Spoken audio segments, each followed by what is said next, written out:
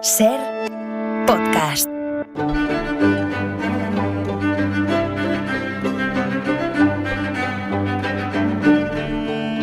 Pues saludemos a Nieves como cada tarde a esta hora. Hola.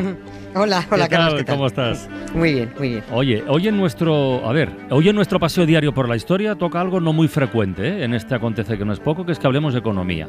Bueno, que al final está en la base de todo, porque, en fin, en la base de los cambios, de las guerras, de las revoluciones. Siempre hay que seguir la pista del dinero, siempre. Pero hoy diría que es por una buena causa o por un buen motivo. Porque vamos a remontarnos a 1799, un 9 de enero, como hoy, para asistir al nacimiento del primer impuesto sobre la renta de las personas físicas, el primer IRPF. O sea, es que esto tiene tela. Sí. Que se paguen impuestos en función de la riqueza de cada uno y que pague todo Kiski. Al menos que se intente, ¿no? Al menos que se intente. Así, sí. O sea, el enunciado es este.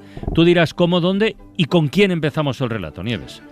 Pero mira, vamos a empezar, ya que hablamos de impuestos, vamos a empezar con una anécdota, aunque nos vamos a ir a Reino Unido, vamos a empezar con una anécdota francesa, porque mira, Jean-Baptiste Colbert, que era el administrador de las finanzas del rey francés, de Luis XIV, el rey Sol, impuso una durísima ley fiscal porque mantener a este repollo en Versalles y todos sus dispendios y sus guerras y sus pelucas, este tío salía carísimo.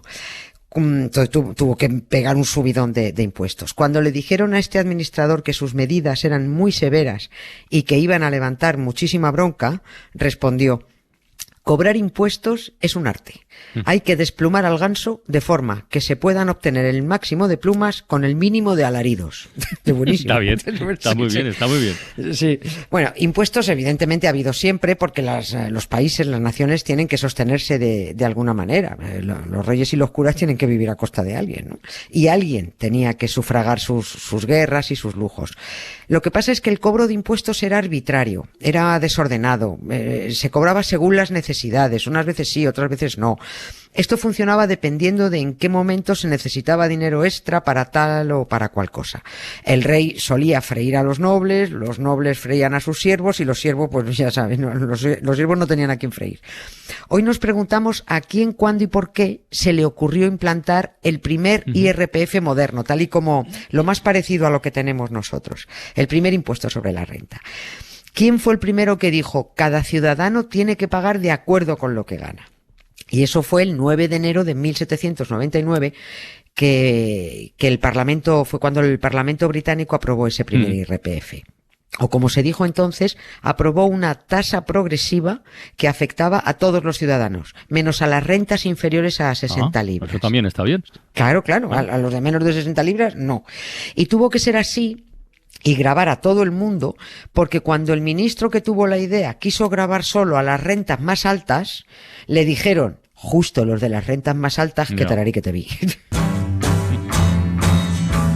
The taxman's taken all my dough and left me in my stately home, blazing on a sunny afternoon, and I can't sail my yacht.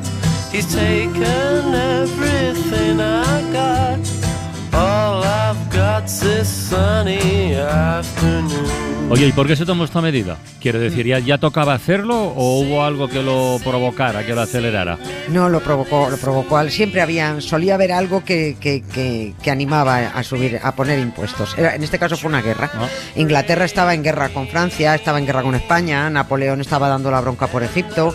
Inglaterra siempre estaba en guerra con alguien. O bien estaba defendiéndose de alguna invasión o estaba empeñada en invadir a alguien.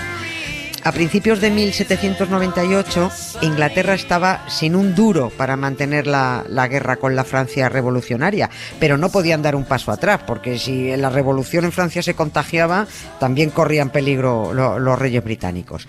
El primer ministro británico, William Pitt, era un tipo muy joven y dicen que era un tipo muy, muy válido, para hacer frente a los gastos de la guerra hizo cálculos y dijo que o se triplicaba la recaudación de los años anteriores imponiendo tributos a los bienes más lujosos o que el país que se iba a la bancarrota, que es que no había forma de mantenerse. A esto se le llamó la propuesta del triple gravamen, porque había que triplicar la recaudación. Es decir, lo que se intentaba era que los nobles pagaran más dependiendo de si tenían más o menos caballos, más o menos carruajes, claro, más o menos relojes de pared y de bolsillo, que eran unos artículos de mucho lujo, más o menos perros, según los perros también, más o menos sirvientes más masculinos. El señorito ¿Solo que masculinos? Sí, solo masculinos, solo masculinos, sí. Pues las chicas no contaban, como siempre. El señorito que tuviera 8 criados, bueno, pues pagaría menos que el que tuviera 16. Y el que tuviera 3 carruajes, pues pagaría más que el que solo tuviera 1. El que no tuviera pues, ni carruaje, ni caballo, ni reloj, ni sirviente, pues no pagaba nada porque evidentemente era un desgraciado. El plan del ministro es que este impuesto a los bienes suntuarios, que se llamaban, fuera muy equitativo, que fuera muy justo, que además que estuviera muy bien regulado para que, y abro comillas, no se hiciera necesario investigar las propiedades. Ya, me estoy oliendo que fue esta medida la que no debió gustar mucho a los de las rentas más altas, ¿no? No le gustó. No le gustó. No fue bien recibida. Esto sentó fatal, porque el incauto del primer ministro, muy ingenuo él, pensó que a las clases más altas que no les iba a importar pagar un poco más por una simple cuestión de patriotismo. Es decir, creyó que la defensa de la nación sería suficiente razón para que los más pudientes, los más patriotas, aportaran a la nación lo que necesitaba, siempre de acuerdo con la cantidad de sus posesiones. Vamos, que es que no les estaban robando la cartera, estaban pidiéndoles de acuerdo a lo suyo. Lo que pasa es que William Pitt aún no había descubierto que los patriotas llevan la patria a la cartera. Y ya sabes, dependiendo de lo que la patria les engorde la cartera, la aman más o la aman menos. Aquella propuesta fue tachada de monstruosa, la propuesta de que tenemos que pagar esto, es imperdonable. Algún intelectual calificó al primer ministro como atroz retoño de Robespierre. Claro, sí, atroz retoño de Robespierre, qué barbaridad. Lo cierto es que el político se ganó el sueldo, peleó lo que pudo en el Parlamento y consiguió sacar adelante el triple gravamen, aunque lo que no sacó fue la suficiente pasta para cubrir la guerra contra Francia. Así que no quedó otra que seguir avanzando para gravar directamente las rentas, porque grabando los bienes suntuarios no fue suficiente. No, había que grabar las rentas y no las posesiones. Esto es lo que se llamó Personal Income Tax, impuestos personales. Y aquel 9 de enero se aprobó gravar todos los ingresos sin importar la procedencia social del Paganini. A no ser, como hemos dicho, que los ingresos fueran inferiores a 60 libras, pues ahí tenía que pagar todo quisque. Y según fueran los ingresos más elevados, el tanto por ciento que se pagaba, pues era mayor. Lógico. Por eso era lo más parecido. Ahora, lo máximo era el 10% a partir de las rentas de más de 200 libras. Eso era lo máximo. En esas mismas declaraciones de rentas existían además deducciones por número de hijos menores de 6 años, también muy parecido a lo que pueda ser ahora. Y esto, que solo fue una medida temporal por la situación de guerra de Inglaterra, acabó sirviendo de ejemplo e implantándose poquito a poco y hasta hoy, pues en medio mundo.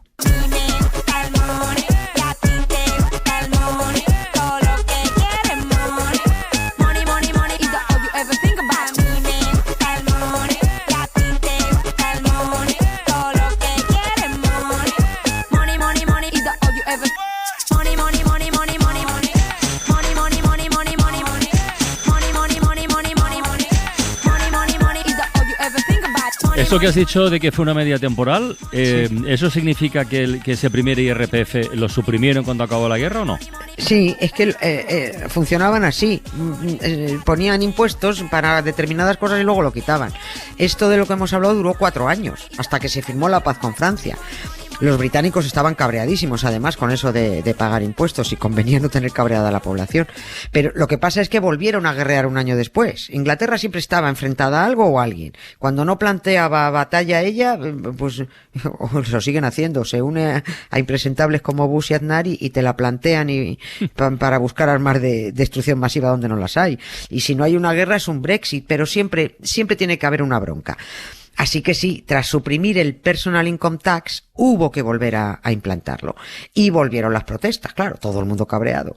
Pero es que había que sufragar al ejército british, que estaba pegándose en Europa contra Napoleón. Y cuando ya por fin enviaron al Bonaparte a hacer gárgaras a Santa Helena tras su derrota en Waterloo, los ingleses dijeron, bueno, pues ya está, ya no hay que guerrear, quiten los impuestos. Y en 1816 quitaron el IRPF, pero es que hubo que volver a ponerlo en 1842 y ahí ya fue cuando se implantó de forma definitiva, porque ya con guerra o sin ella, hombre, pues se comprobaba que si había dinerito, las infraestructuras y los servicios públicos, pues para todo el mundo mejoraban. Incluso el rey y los curas tenían tenían más dinerito para sus cosas y sus gastos. Claro, que ganaban todos. Además, es que era la mejor manera de acabar con la arbitrariedad de poner tasas a tal o cual cosa o a tal o cual persona, pues ahí dependiendo del capricho del gobernante. Bueno, aquí hemos hablado alguna vez de un impuesto que se puso al número de ventanas que tuvieran las casas, y el otro día, con Marta Fernández, en la Academia de Saberes Inútiles, salió también de rebote, porque hablaba de la ventana como elemento histórico, y salió lo del impuesto a la ventana, que es muy gracioso, la verdad. Sí, bueno, pues lo recordamos. Hoy vas por Londres y se ven las consecuencias de aquella window tax, ¿no? Sí, hace mucho que lo contamos, más de 2 años, ¿no? Yo no creo que no importa que lo Hola. La window tax se la inventó el rey de Inglaterra. Qué susto, vale, okay. Porque las arcas del Estado estaban prácticamente vacías después de una de sus guerras. Y lo cierto es que ahí fue la primera vez que Inglaterra se planteó que todos los ciudadanos pagaran de acuerdo con lo que ganaran.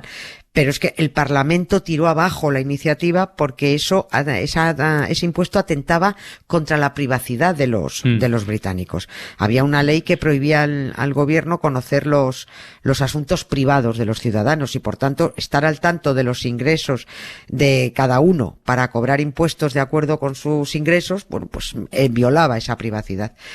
Y entonces se decidió poner impuesto a las chimeneas y a las ventanas, que como son cosas que están a la vista, pues no son privadas, se está viendo.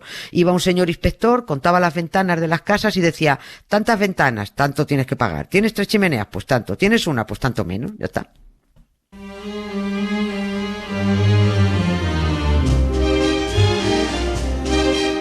Chim chimney, chimney, chim chiree. A sweep is as lucky can be. Chim chimney, chim chiroo. Good luck, we're above when I shake hands with you. Or blow me a kiss. And that's lucky too. ¿Quién ha dicho oyendo por la radio si Mary Poppins podía ser considerada bruja? Es igual. Bueno, de todas formas, echa la ley, echa la trampa. Porque si había inspectores que contaban chimeneas y ventanas, bueno, cuéntalo tú. Con tal de disimularla, pues mira, ya. Claro, es que los británicos tardaron ahí menos en ponerse a tapiar ventanas. Claro, se veía la forma de la ventana, pero tapiadas con ladrillos, así no contabilizaban. Y otra forma de ahorrarte la window tax era cuando le pedías al arquitecto que te hiciera una casa, que en vez de 10 ventanas pusiera 5 y otras 5 las pintara. O sea, que hiciera un trampantojo para que quedara bonita la fachada, pero que las ventanas pintadas no contaran en la tasación. Con las chimeneas también hacían trampas. Unos las tapiaron con dobles tabiques, otros inventaron cómo ocultarlas para seguir usándolas. Y esto, claro, tuvo consecuencias. Eso iba a decirte. Esto es peligroso. Mira, de las ventanas, tira que veas. Pero lo de las chimeneas... Sí, bueno, pues hubo incendios, hubo algunas muertes por el humo, y la ausencia de ventanas también trajo algo malo, ¿eh? Las casas dejaron de estar lo suficientemente ventiladas, la falta de luz y aire de buena calidad trajo un aumento de las enfermedades respiratorias. Se sabe, fíjate, que el aumento de la tuberculosis en Inglaterra coincidió con el impuesto a las ventanas. Ahí lo tienes. ¿Sí? Aunque si hablamos de impuestos ingleses extravagantes, hay uno que a mí me gusta mucho. Es el que se inventó el pirado de Oliver Cromwell, el que acabó, que estaba pirado la verdad, el que acabó con la monarquía en Inglaterra e instaló la república. Este grabó con el 10% el patrimonio de los monárquicos. ¡Hombre! Por monárquicos. A los republicanos no les cobraban. Pero eso tampoco es. Eso tampoco es. Bueno, Nieves, mañana más. Venga. Un beso. Un beso. Para no perderte ningún episodio, síguenos en la aplicación o la web de la SER, Podium Podcast o tu plataforma de audio favorita.